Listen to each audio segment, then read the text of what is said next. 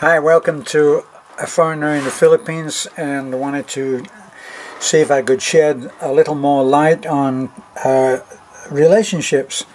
For those who are coming over and they're going to be married to a Filipina, you have a lot to do. I was just looking at I was looking at a comment that had been made by one of our subscribers, and evidently he is coming over and he is going to be marrying a Filipina. And well, here it is. He says, "I'm to marry a Filipina and I go through this." He was making a comment on the relationship series part 1, which I titled Patience and How Much You Need If You Come Over Here and Marry a Filipina. Says, and I go through this. In other words, he was saying that he goes through some of the aspects of dealing in a relationship with a Filipina and the cross-culture effect. And he was saying, I can't take it, and I require mental stimuli. I don't get it, yet I'm very patient, but lose desire without mental stimulation. I hate to hurt her feelings because I do love her, but seeing her sad and hurt is stronger. Not exactly sure what he means that seeing her sad, and I'm guessing that that's the effect of him telling her that he needs mental stimulation, and apparently he thinks that she's not giving it to him. So much of what happens between a cross-cultural couple is down to the assumption on the one who doesn't speak the second language, in other words, an expat in this case. So you go along there and you have probably met, we'll assume that you've met a Filipina who apparently speaks good English.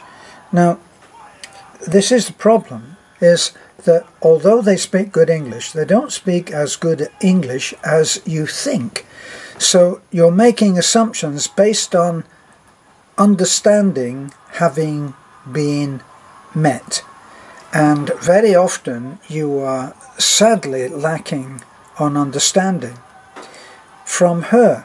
So much of the time she has a far different take on life generally, and here's, without sounding completely negative and having given up, right? You will never understand completely the viewpoint of a Filipina, especially from the provinces where they haven't had a lot of cross-cultural experience. A lot of the time, people in the work that we do, we go around and Beth and I go to places which are quite isolated, and the children there have evidently never interacted with a foreigner. Can you imagine that they've never interacted, never tried to communicate to someone from another country? So they have no idea how to process what you are saying, what you are doing, especially if you're doing an act of kindness, because a lot of the time, for very poor people, no one's ever done this outside of their own culture. Yes, and outside of their own family, probably. They just haven't, because everybody's struggling to survive, and people are poor to an extent that you would not believe. When someone in these very poor places says they have no money, they mean they have no money at all.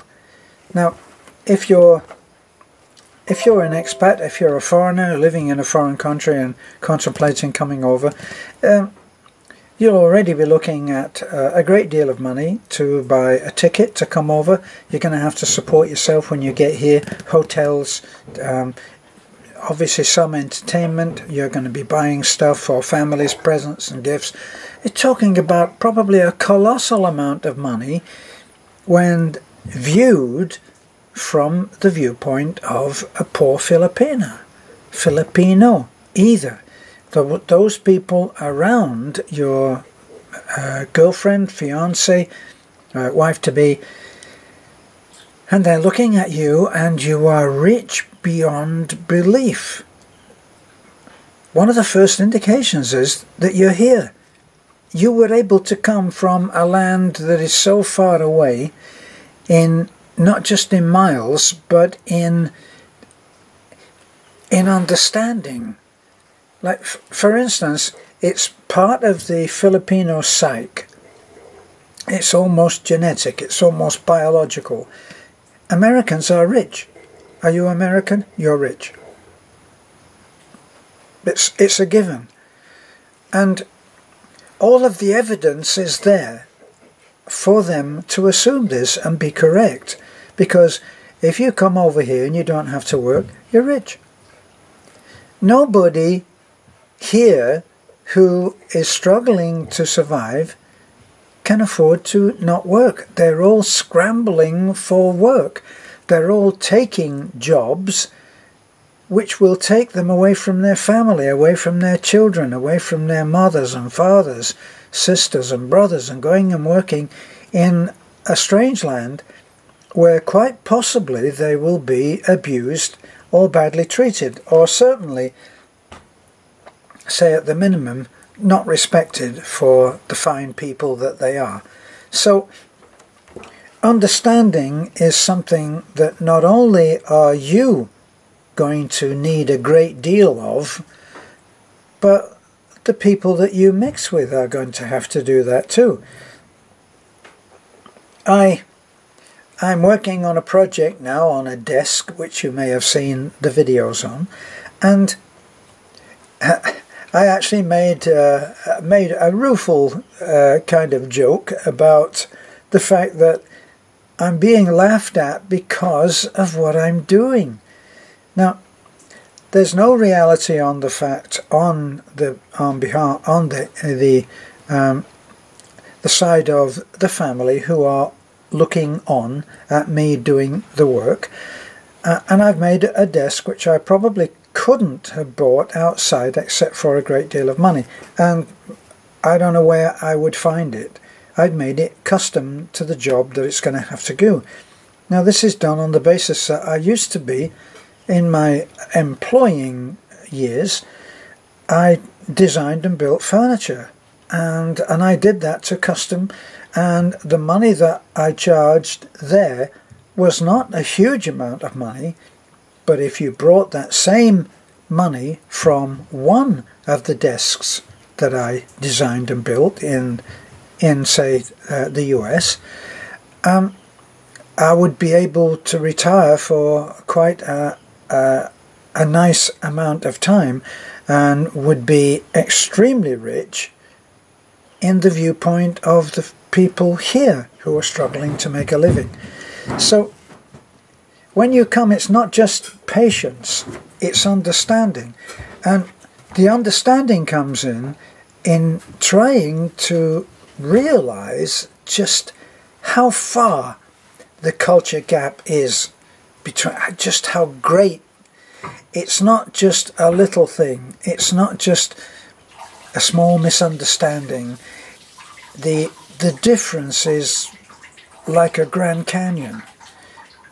Because in my particular case, I'm living in a hilltop farming community where things have to be so practical that there is no room, there's absolutely no leeway for paying twice as much to make a desk as I could pay if I went down and bought a cheap little desk down at the local furniture store for, I don't know, 2,000 or 3,000. And getting that over to someone who cannot afford to think in terms of art, functional art or otherwise, is an extremely difficult task. Now, our friend here, that I've just read his comment, yeah, you're gonna have a struggle. But as far as mental stimulation goes, it kind of sounds like you have to have external mental stimulation, that you cannot produce your own. There are books, there are study, there are how-tos, there are all kinds of mental stimulation that can be had even when you're here in the Philippines if you have a computer. And evidently he has, because he's communicating to our channel. So certainly you will also have to find self-containment in which you don't need other people to stimulate you mentally, because you are observing a different culture at work, and it works very well. How do we know that it works very well when we can't understand the language? Look around at the people. They are happy. Are they completely satisfied? No, they're not. Of course they're not. They seek to improve themselves. But even that is not in the way that you, as a foreigner, will be thinking. See, in the West, especially if you're living in California, well, forget the whole thing about seeking to improve yourself. California has always led the world in a certain kind of way on improvement. They invented so many things. Probably they invented dating sites in the first place, I have a feeling, right? And then look at the other things that they've produced. The idea of having a 10-minute date. 10 minutes in which you find out if the person that you are sitting opposite is going to be of any interest to you. Boy, that is some demand, isn't it? I saw one that was a joke. I saw a cartoon. It says, 10-minute dating. Sit the lady down. So, Nikola Tesla. Don't know him? Okay, end of the 10 minutes. In other words, if they hadn't heard of that one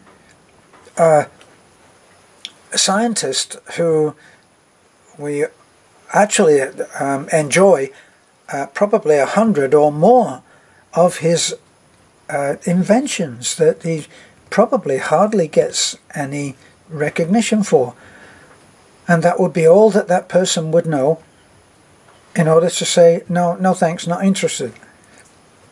Either he's very perceptive or incredibly impatient or intolerant or whatever. So you're coming over and there's already an ingrained way of thinking that happens without anybody being stubborn. People are not being stubborn. They think the way that they think, that in a way that has been passed down from generation to generation. When Beth and I were out, when we were going to Cebu, and we had to leave in the early hours of the morning before sunrise, and on the way down our path, which if you've seen any of the videos of our path, you know that it's a dirt-packed road, and it's one room for one vehicle, and it wends its way through the hills, up and down, mud patches, difficult parts, difficult rises, difficult steep parts, and there are no lights that you cannot see other than maybe 2 distant spots of light in the hills, far, far away. There are no lights, so only the lights of your headlights, that's all. And a small puppy ran out into the road. Not one of ours, this is far from where we live, and a tiny puppy ran out in the road, and I slowed down, waited for the puppy to kept running in the same direction as us, so we're taking things very easy. This all happened in a moment. Beth says, "Don't get out of the truck. It might be a monster." And she was completely serious. Now, before you start saying, "Oh, well, that's just stupid. There's no monsters out there. It's just a puppy." Do you ever listen to your mother? If you were walking along with your mom back in, I don't know, the year when, and if you went to walk under a ladder, my mother would say, "Don't walk under a ladder. You'll have 7 years bad luck." Or was that the broken mirror? Break a mirror. 7 years bad luck. Don't go out. Don't go wherever you were going to do because a black cat just crossed in front of you. My mother wouldn't wear the clothes that had been passed down from someone who died. She wouldn't say the word cancer. She would say, "He's got cancer." Culture. That was her culture. My mother never had a telephone. She never had a telephone. She never had a car. She wrote to me when I was in the army as a young man. She wrote to me and said, "Your Uncle Lenny has bought a new car." I wrote back and I said, "That's wonderful. What kind of car is it? What make of car is it?" She said, "It's a blue one." So, my mother thought that getting a taxi was the ultimate waste of money when you could walk or get the bus. So, we all have our cultures, and your biggest challenge, when I say it's in understanding, your biggest challenge is in actually understanding how much work you've got to do. Boy, there is a lot of work. So, I'll be doing a part 3 in which I'll be covering expressions. Expressions are things that you use every day, all the time.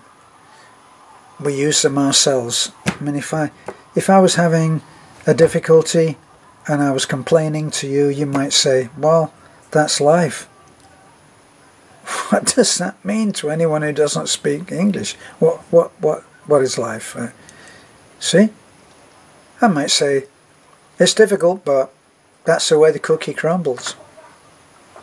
I really want you to work very, very hard. Go the whole 9 yards. You see what I mean? We all have our culture, and it's so ingrained we don't even think about it. So this is a foreigner in the Philippines. Make sure that you're ready to do a lot of understanding. Actually, there's plenty of mental stimulation here. It just might not be the kind that you were expecting. Don't forget to like, comment, subscribe, and bye for now.